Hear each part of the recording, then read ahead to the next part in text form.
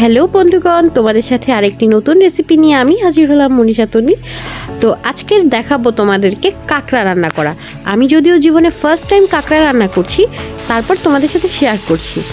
তো প্রথমে আমি কাঁকড়াটাকে ভালোভাবে ধুয়ে নিলাম, তারপর কড়াইতে তেল গরম করে তেলের মধ্যে কাঁকড়া দিয়ে দিলাম এবং সাথে হলুদ এবং লবণ আর অল্প একটু পেঁয়াজ বাটা, একটু আদা বাটা, রসুন বাটা দিয়ে কাঁকড়াটাকে ভালো করে ভাজি করলাম।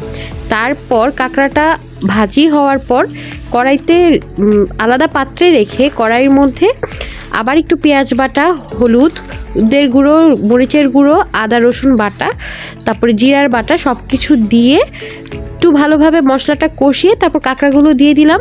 তারপর এখন ভালোভাবে কাঁকড়াটাকে একদম অনেক সুন্দরভাবে কষাতে হবে। তো আমি কাঁকড়ায় আলু দেইনি, অনেকে আলুও ব্যবহার করে, তো আমি কাঁকড়া শুধু ভুনাই পছন্দ করি।